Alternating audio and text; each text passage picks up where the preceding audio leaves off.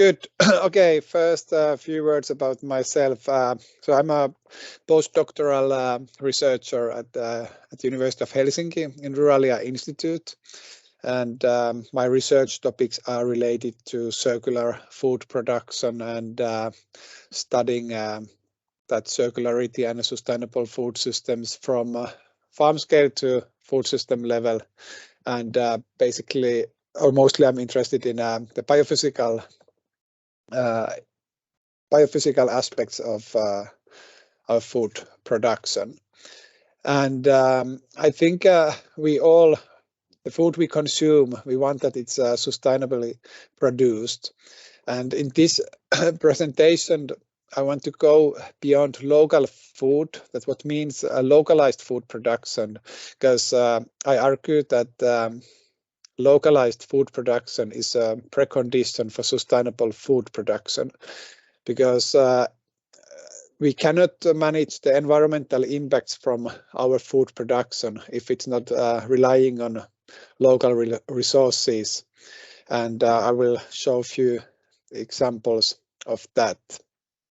But let's start from the history. Here you can see old famous photo taken by Into Inha 1899, and you can see a rural landscape in southern Finland. And in this photo you can see that it's summertime and hay has been harvested. And you can also see that there are some horses going to the field, and you can have some assumptions from this photo. For example, that we know that around that time Finland had a lot of dairy farms, so probably this harvested hay was used as a cattle feed. And also we see those working horses, so maybe part of this hay was also used to feed our working horses. And we can already make an assumption that this farming system was using bioenergy, because part of this agricultural land was used to produce energy for horses. And together with those dairy cows, these horses, they also provided manure, and then this manure was circulated back to food production.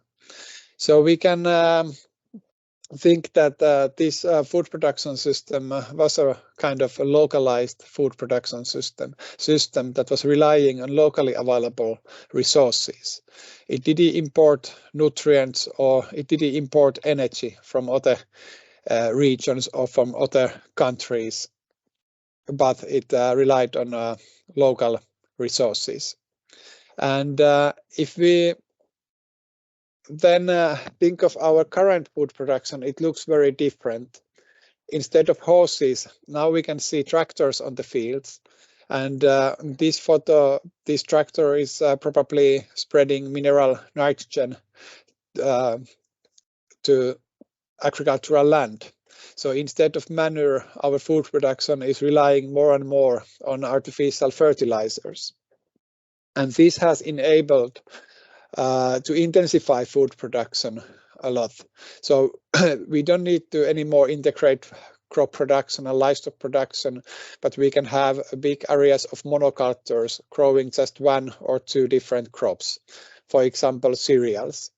And as a result of that, we can see also in Finland, but also in Nordic countries and globally, specialization in food production.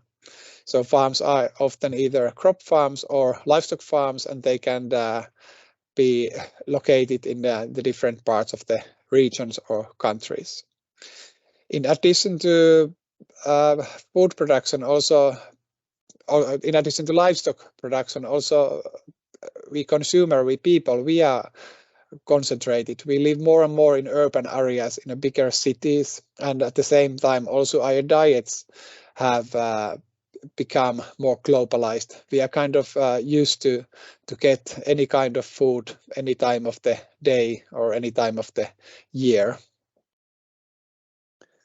And then this has had quite substantial consequences.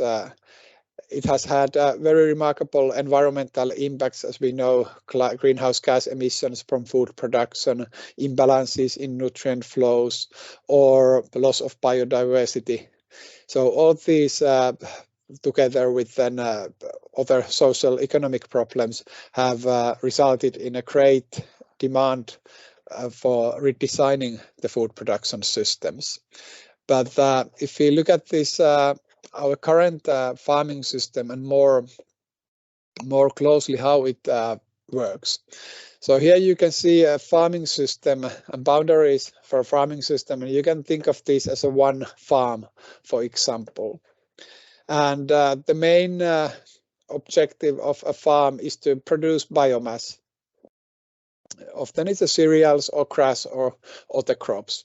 And to enable this biomass production, farms, they often import nutrient inputs, for example, nitrogen or phosphorus fertilizers.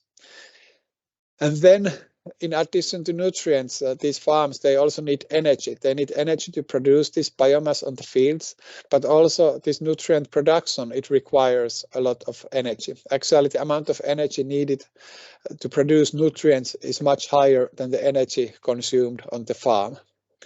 And then this farming system produces food, but in Finland, and I think it is the same in most Nordic countries, most of the biomass that is produced is not food for humans, but it is feed. And this feed is exported from the farming system to other farming system, to the livestock farms, where biomass production takes place again. And then the food is produced in the form of livestock products. And then we have, of course, unfortunately, losses from these farming systems to environment. For example, nutrient losses to waterways. And if we simplify this system and we look at the situation in Finland, we can see how the system looks at the moment. In southern Finland, farms are producing cereals, and these cereals are transported to western and northern Finland to livestock farms. And to grow these cereals, we need to import fertilizers. And until now, the raw material to produce nitrogen, ammonia, has been imported from Russia. And to produce this ammonia, we need fossil energy.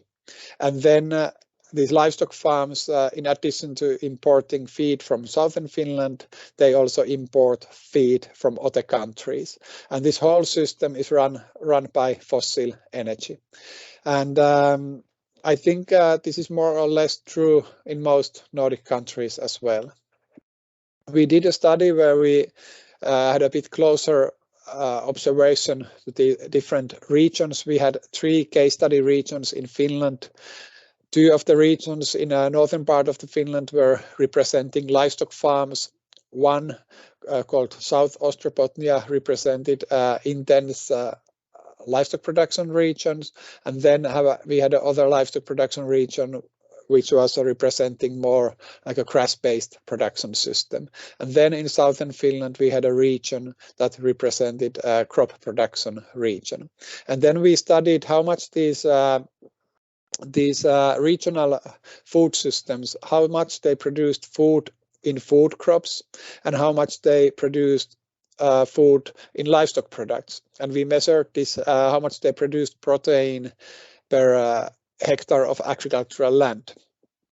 And as you can see in the orange bars, that in the livestock regions, most food was produced in the form of livestock products. And while in the crop production region, Uusimaa around Helsinki, most food was produced in crop products. But what you can see in Uusimaa region, that there is a gray bar showing the amount of surplus cereal feed produced in the region. And this surplus feed represents the amount of feed that was not consumed in Uusimaa but it was exported somewhere else. So as we can see that most crop production here in the southern Finland took place in the form of cereal fields instead of crop production. And as a consequence of that, we studied also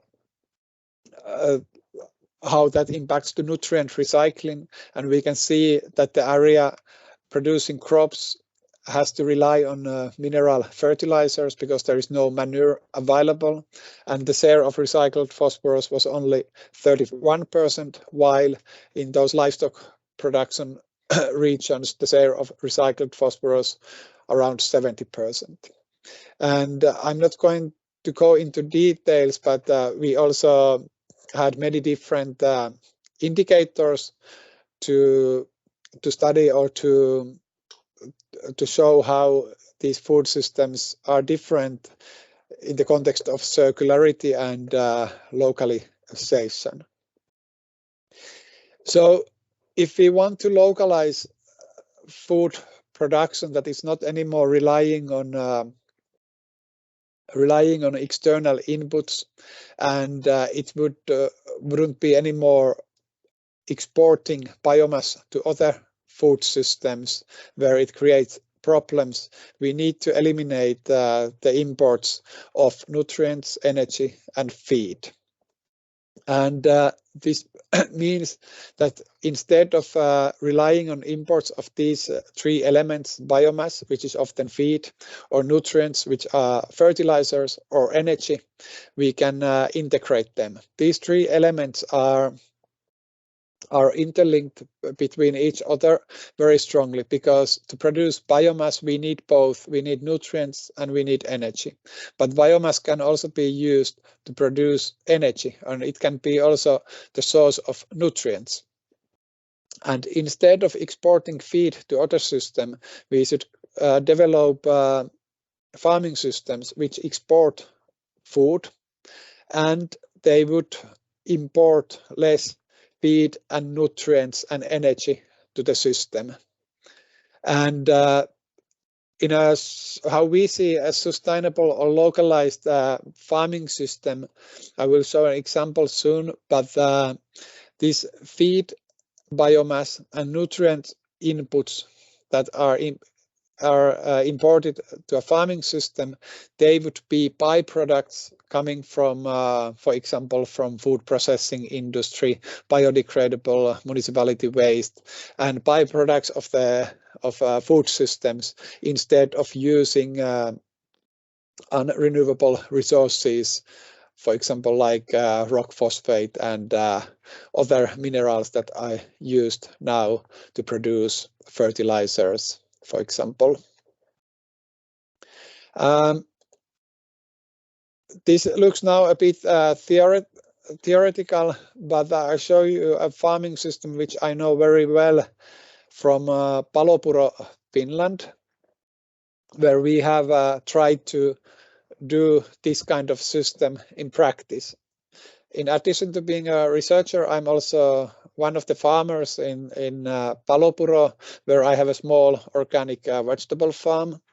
But together with our neighbors, and our neighbor Knehtilä farm is the main actor in this project, we are basically doing this integration of biomass, nutrients, and feed and energy. And I have a short animation to show. If it doesn't work, then I will send it to the chat and you can see it after this presentation. But let's see if this link works. Palopuro symbiosis, a sustainable model for food and energy production. Humankind's need for nutrition and energy is constantly increasing. As such, food production must respond to global challenges such as climate change and population growth. In short, food should be produced in an increasingly environmentally friendly and affordable way. At Palopuro in Hyvinkää, Finland, agricultural producers are responding to the challenge with a new kind of cooperative model. The community's operations are based on an agroecological symbiosis that is self-sufficient in both nutrition and energy. Their aim is to produce food and energy in an ecological and economical way by utilizing and recycling local resources. This symbiosis is embodied by the Knetila farm, a henhouse, and a vegetable farm. Consumers can purchase delicious organic food directly from the farm premises, and the Knetila farm's country markets and other events are now also a familiar local sight. In the future, green manuring lays will be processed along with manure to form biogas in the new Symbiosis's innovative dry anaerobic digestion facility. The gas will then be used to dry grain, drive tractors, and power the organic bakery planned for the farm. There will also be enough gas left over to be sold as fuel. The residue left over from biogas production is excellent fertilizer. The symbiotic process recycles nutrients, promotes crop growth, and reduces stress on waterways. Grassland farming and organic manuring bind carbon dioxide to the soil, while biogas production replaces energy derived from fossil fuels. The Palopura symbiosis model is an excellent example of how food production can be ecological, economically profitable, and an experience in itself. The Palopura production model can also be applied to other producer communities, helping them respond to global challenges with local solutions. So that was one example of an integrated food production system where biomass production, nutrient recycling, and energy production were integrated to provide multiple benefits. So this system, basically how it works is that first we need multifunctional green manure lays, and the purpose of these multifunctional green manure lays is to fix nitrogen to the system, and at the same time they maintain the soil quality by sequestrating carbon to the soils and reducing erosion during the winter time. And then instead of plowing this green biomass back to the soil, we harvest that biomass and produce energy from the biomass, and that way this system we convert the system from energy consumer to energy producer. And then this after the energy is produced in the form of biogas, the digestate, the residue from the energy production is applied back to the agricultural land, and that way we can enhance nutrient recycling and reduce nutrient losses and increase yields by better allocation of nutrients.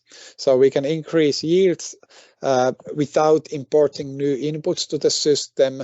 We reduce nutrient losses, and then at the same time we can produce energy. So instead of seeing this kind of food fuel competition on agricultural land, we find synergies between different elements, and that way we can produce or we can provide multiple ecosystem services at the same time. So this was only one example from Palopuro, and of course it's important to keep in mind that each time it's very depending on the context, what kind of system is sustainable in different places. And then I wanted to take also a slide about the role of livestock production in a sustainable food system, because this is discussed a lot. In Palopuro, we have mostly a crop production system without livestock. But if we consume livestock products, of course, it's then very important to take into account the role of livestock, that we integrate that with crop production. But of course, it can also be thought that do we need livestock production in a sustainable food system, or has livestock production a role in a sustainable food production. And I like to think this is a very interesting question, and I like to think it more that way that okay, first we need to exclude kind of ethical aspects. Of course, if you have an ethical reason not to consume livestock products, then it's quite clear. But if we observe the system also only from the ecological point of view, then it's not so simple anymore. And I think instead of asking that what is the role of livestock production in a sustainable system, it's more important to think what determines the role of livestock production in food production in general, and that then has an impact what is sustainable and what is not. So if we want to have this kind of farming system where we integrate biomass production, nutrient recycling, and even energy production in order to reduce reliance on imported inputs, so reduce energy input, reduce feed inputs, reduce nutrient inputs, then what is the role of livestock production in such system? Then it's very much dependent on agroecosystem where we are. For example, if we go to northern part of the Europe, northern Sweden, Norway, Finland, we have many regions where crop production is not a viable option. In those regions, it's only livestock production that can be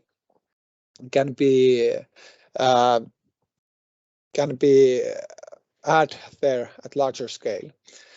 And of course, then you need to take into account what is demand for food. If consumers, if people want to consume livestock products, of course, then farms produce them. I see that question quite often, that there is a lot of pressure on farmers that farmers should start to produce more plant-based food, but they cannot produce plant-based food if there is no demand for this food. So the demand must come from somewhere else. And then what is the demand for other ecosystem services? For example, carbon sequestration, demand for biodiversity, demand for efficient nutrient recycling or water purification, water regulation, etc. And all these aspects together, they kind of determines what is the role of livestock production in a sustainable system. But where these aspects, where they come from, of course, we cannot change the agro-ecosystem, but then a demand for food and demand for other ecosystem services can change. And they often come from people. And then important questions to consider are what is the role of food processing industry, for example, and food consumption. Because as I said, that it's very difficult for farmers to start to produce something if there is no demand. And most food is processed between farm and consumer. So then there is food processing industry that is creating demand to produce some kind of food. And of course, at the end, there are people who consume food, what kind of food they consume. But then the other important thing is the role of food policies. And that's again people at the end who decide what kind of food policies they are. And those policies, they have an impact on ecosystem services, what kind of demand is for other ecosystem services. It's often very value-based, how much we give value for biodiversity or how much we give value for carbon sequestration, for example, that do we want that our farming system sequester carbon, or there's a good place that it promotes biodiversity, and that is often a value-based question as well. Of course, it can be measured, and we can determine if a farming system causes emissions or not. But then it's often us, we people, kind of decide what is sustainable, what is not.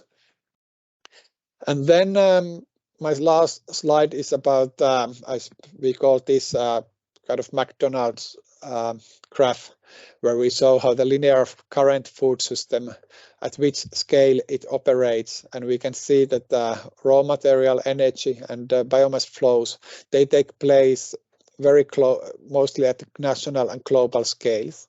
And if we want to have a circular, more localized food production system, then most energy and nutrient and raw material flows take place local and regional scale.